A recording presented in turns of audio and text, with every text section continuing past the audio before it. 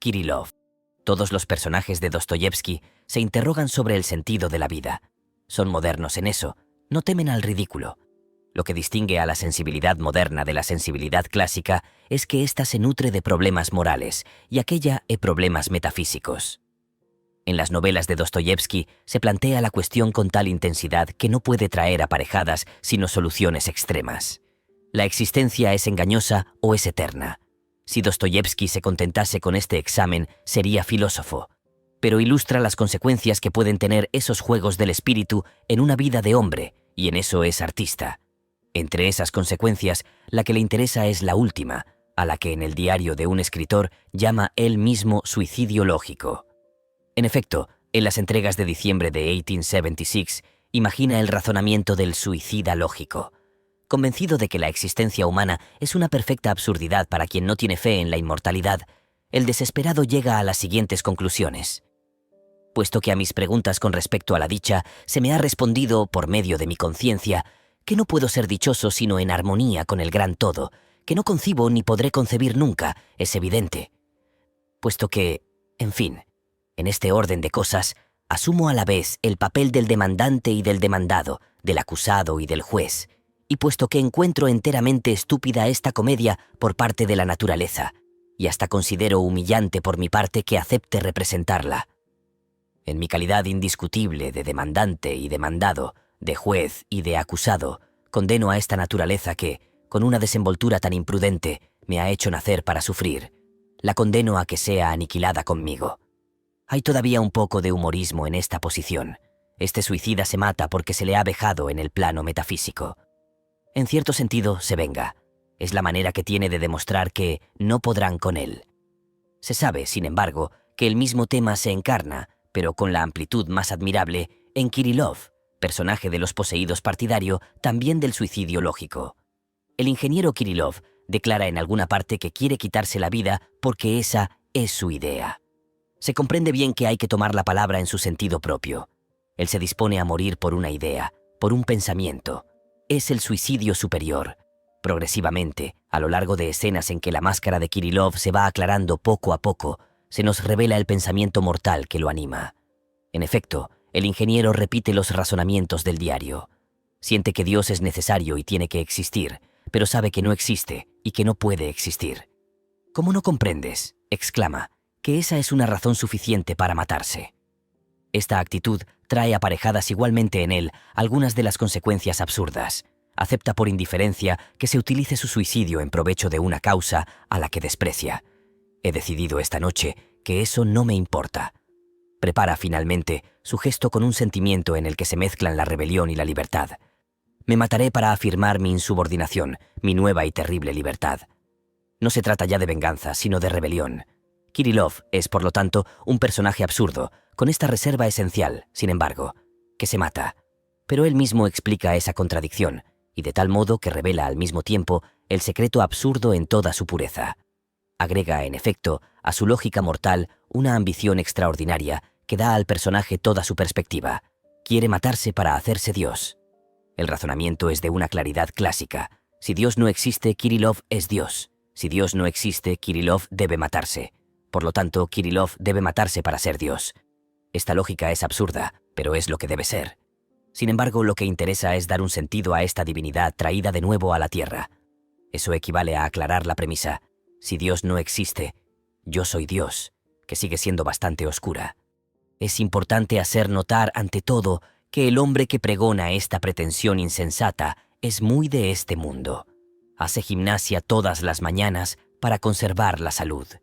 Se conmueve con la alegría de Chatov al volver a encontrar a su esposa.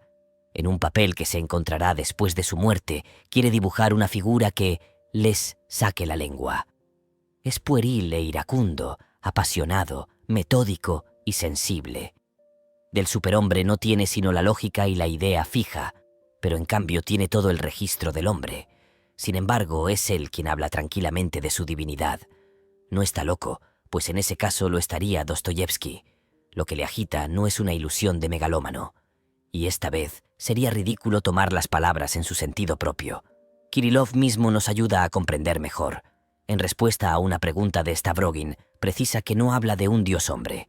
Se podría pensar que es porque cuida de distinguirse de Cristo, pero se trata, en realidad, de anexar a éste.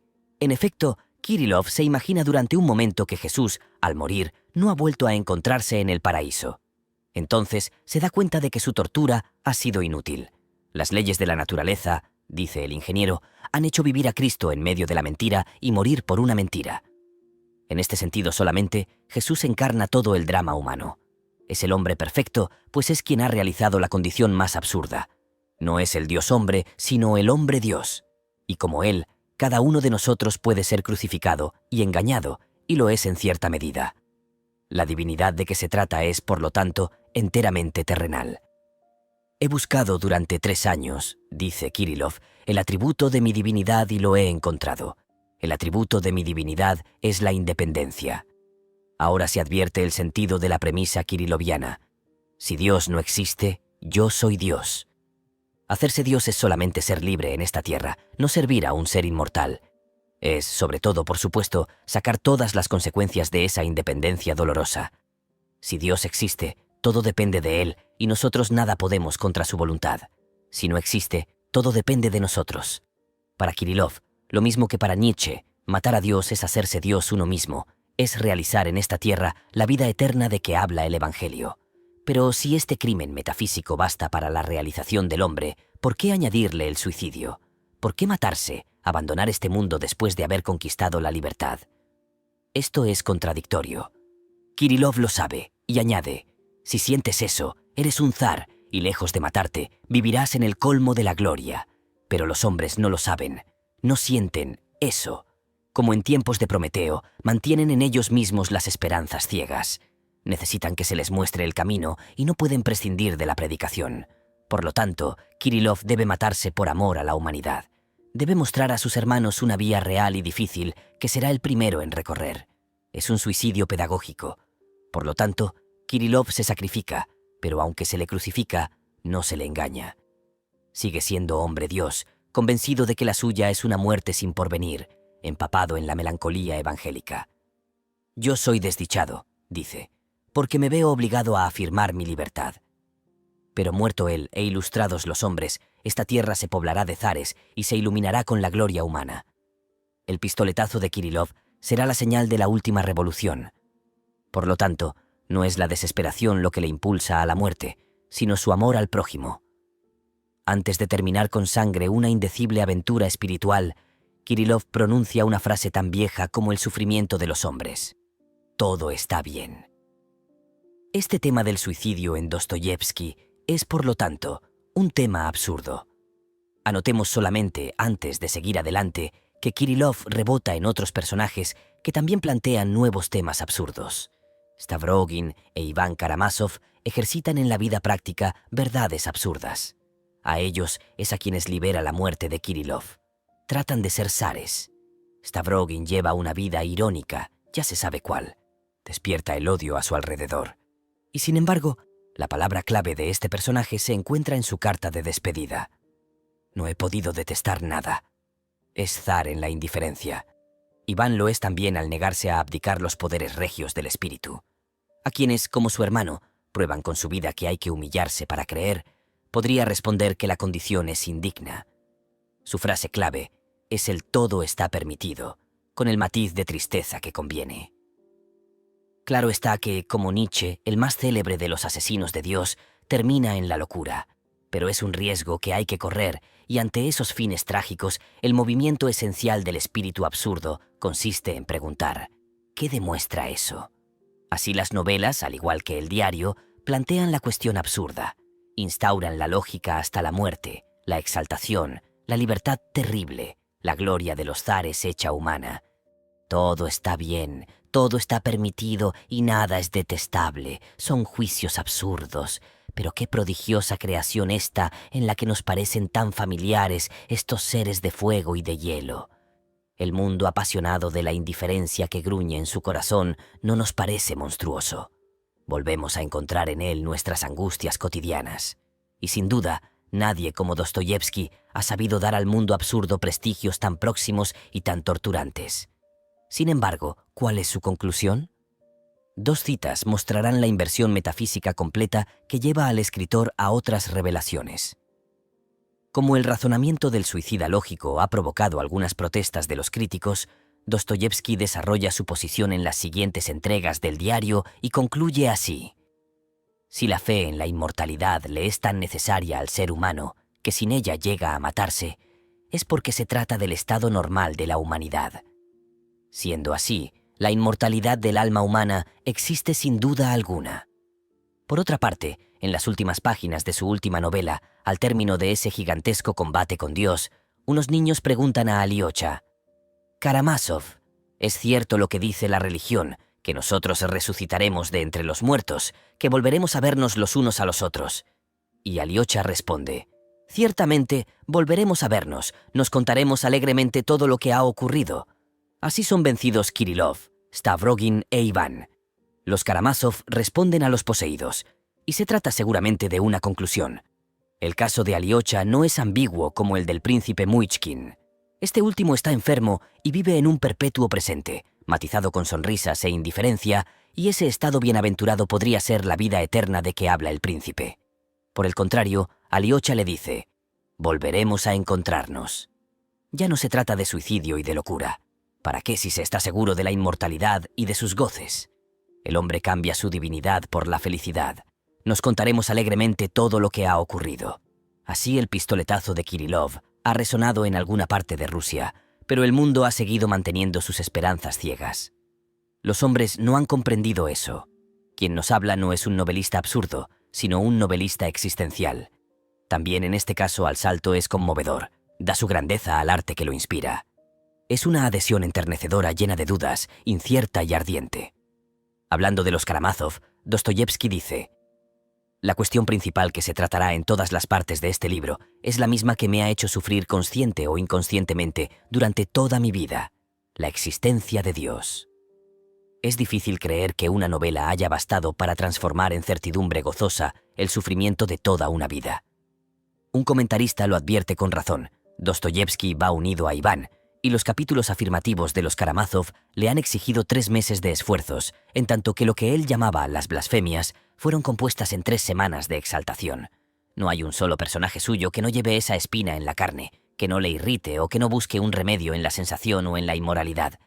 En todo caso, quedémonos en la duda. He aquí una obra en la que, en un claroscuro más vivo que la luz del día, podemos discernir la lucha del hombre contra sus esperanzas. Al llegar al final, el creador elige contra sus personajes. Esta contradicción nos permite introducir un matiz. Aquí no se trata de una obra absurda, sino de una obra que plantea el problema absurdo. La respuesta de Dostoyevski es la humillación, la vergüenza, según Stavrogin. Una obra absurda, por el contrario, no proporciona respuesta alguna, y esta es la diferencia. Advirtámoslo bien para terminar. Lo que contradice a lo absurdo en esta obra no es su carácter cristiano, sino el anuncio que hace de la vida futura. Se puede ser cristiano y absurdo. Hay ejemplos de cristianos que no creen en la vida futura. A propósito de la obra de arte, sería posible, por lo tanto, precisar una de las direcciones del análisis absurdo que se ha podido presentir en las páginas precedentes. Lleva a plantear la absurdidad del Evangelio. Aclara la idea, fecunda en consecuencias, de que las convicciones no impiden la incredulidad. Bien se ve, por el contrario, que el autor de Los Poseídos, familiarizado con estos caminos, ha tomado al final una vía completamente distinta. La sorprendente respuesta del creador a sus personajes, de Dostoyevski a Kirillov, puede resumirse así: en efecto, la existencia es engañosa y eterna. La creación sin mañana. Advierto ahora, por lo tanto, que la esperanza no puede ser eludida para siempre y que puede asaltar a aquellos mismos que se creían liberados de ella. Por eso me interesan las obras que he mencionado hasta ahora. Yo podría, por lo menos en el orden de la creación, citar algunas obras verdaderamente absurdas, Moby Dick de Melville, por ejemplo.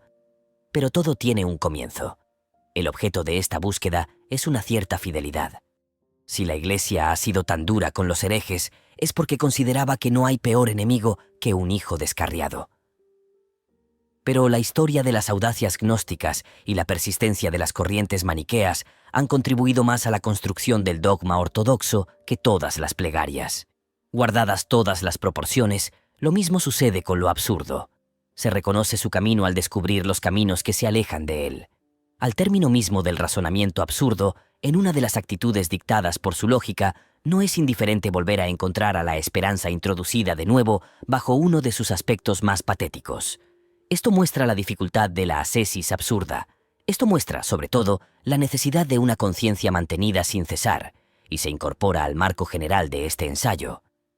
Pero si bien no se trata todavía de enumerar las obras absurdas, por lo menos se pueden sacar conclusiones sobre la actitud creadora, una de las que pueden completar la existencia absurda. El arte no puede ser servido por nada tan bien como por un pensamiento negativo.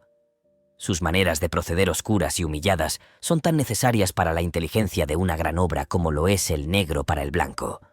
Trabajar y crear para nada, esculpir en la arcilla, saber que la propia creación no tiene porvenir, ver la propia obra destruida en un día teniendo conciencia de que, profundamente, eso no tiene más importancia que construir para los siglos, es la sabiduría difícil que autoriza el pensamiento absurdo. Realizar simultáneamente estas dos tareas, negar por un lado y exaltar por el otro, es el camino que se abre al creador absurdo. Debe dar al vacío sus colores. Esto lleva a una concepción particular de la obra de arte. Se considera con demasiada frecuencia que la obra de un creador es una serie de testimonios aislados. Se confunde entonces al artista con el literato. Un pensamiento profundo está en devenir continuo, abraza la experiencia de una vida y se amolda a ella. Del mismo modo, la creación única de un hombre se fortifica en sus aspectos sucesivos y múltiples que son las obras. Las unas completan a las otras, las corrigen o las repiten, y también las contradicen. Si hay algo que termine la creación, no es el grito victorioso e ilusorio del artista cegado.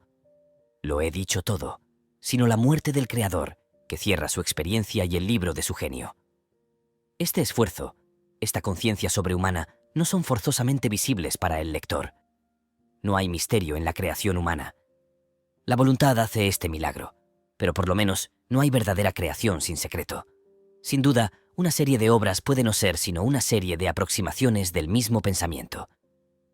Pero se puede concebir otra especie de creadores que procederían por yuxtaposición. Puede parecer que sus obras no tienen relación entre sí. En cierta medida, son contradictorias. Pero si se las vuelve a poner en su conjunto, recuperan su ordenamiento. Por lo tanto, es de la muerte de quien reciben su sentido definitivo. Aceptan lo más claro de su luz de la vida misma de su autor. En este momento la serie de sus obras no es sino una colección de fracasos. Pero si todos esos fracasos conservan la misma resonancia, el creador ha sabido repetir la imagen de su propia condición, hacer que resuene el secreto estéril que detenta. El esfuerzo de dominación es aquí considerable. Pero la inteligencia humana puede bastar para mucho más. Demostrará solamente el aspecto voluntario de la creación. He destacado en otra parte que la voluntad humana no tenía más finalidad que la de mantener la conciencia. Pero eso no se podría hacer sin disciplina.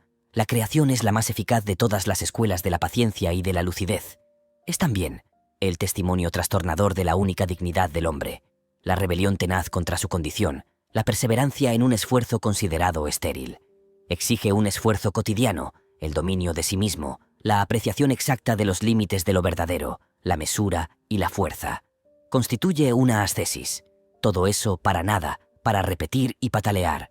Pero quizá, la gran obra de arte tiene menos importancia en sí misma que en la prueba que exige a un hombre y la ocasión que le proporciona de vencer a sus fantasmas y de acercarse un poco más a su realidad desnuda. Pero no nos confundamos de estética. Lo que invoco aquí no es la información paciente, la incesante y estéril ilustración de una tesis. Al contrario, si es que me he explicado claramente. La novela de tesis, la obra que prueba, la más odiosa de todas, es la que se inspira con más frecuencia en un pensamiento satisfecho. Se demuestra la verdad que se cree detentar, pero se trata de ideas que se ponen en marcha y las ideas son lo contrario del pensamiento. Estos creadores son filósofos vergonzantes. Aquellos de quienes hablo o que me imagino son, por el contrario, pensadores lucidos. En cierto punto en que el pensamiento vuelve sobre sí mismo, erigen las imágenes de sus obras como los símbolos evidentes de un pensamiento limitado, mortal y rebelde. Esas obras prueban, quizás, algo, pero más que proporcionarlas, los novelistas se dan esas pruebas. Lo esencial es que triunfan en lo concreto y que esa es su grandeza. Este triunfo enteramente carnal les ha sido preparado por un pensamiento en el que han sido humilladas las facultades abstractas. Cuando lo son del todo, la carne hace que resplandezca la creación con todo su brillo absurdo. Los filósofos irónicos son los que hacen las obras apasionadas. Todo pensamiento que renuncia a la unidad exalta la diversidad. Y la diversidad es el lugar del arte. El único pensamiento que libera al espíritu es el que lo deja solo, seguro de sus límites y de su fin próximo. Ninguna doctrina lo solicita. Espera a que maduren la obra y la vida. Separada de él, la primera hará oír una vez más la voz apenas amortiguada de un alma liberada para siempre de la esperanza. O no hará oír nada si el creador, cansado de su juego, pretende desviarse. Eso es equivalente. Por lo tanto, yo exijo a la creación absurda lo que exigía al pensamiento: la rebelión, la libertad y la diversidad. Luego manifestará ella su profunda inutilidad. En este esfuerzo cotidiano en el que la inteligencia o la pasión se mezclan y se transportan, el hombre absurdo descubre una disciplina que constituirá lo esencial de sus fuerzas. La aplicación que se necesita para ello, la obstinación y la clarividencia, coinciden así con la actitud conquistadora. Crear es también dar una forma al destino propio. Su obra define a todos estos personajes, por lo menos tanto como la definen ellos. El comediante nos lo ha enseñado. No hay frontera entre el parecer y el ser. Repitámoslo. Nada de todo esto tiene sentido real. En el camino de esta libertad hay que hacer todavía un progreso. El último esfuerzo de estos hombres emparentados, creador o conquistador, consiste en saber liberarse también de sus empresas, en llegar a admitir que la obra misma, bien sea conquista, amor o creación, puede no ser, en consumar así la profunda inutilidad de toda vida individual. Eso mismo les da más facilidad para la realización de esa obra, así como el hecho de que advirtieran lo absurdo de la vida les autorizaba a hundirse en ella con todos los excesos. Lo que queda es un destino cuya única salida es fatal. Fuera de esa única fatalidad de la muerte, todo lo demás, goce o dicha, es libertad. Queda un mundo cuyo único amo es el hombre. Lo que le ligaba era la ilusión de otro mundo. El sino de su pensamiento no es ya negarse a sí mismo, sino repercutir en imágenes. Se representa en mitos, sin duda, pero en mitos sin otra profundidad que la del dolor humano e inagotables como él. No es la fábula divina que divierte y ciega, sino el rostro, el gesto y el drama terrestres en los que se resumen una difícil sabiduría y una pasión sin mañana.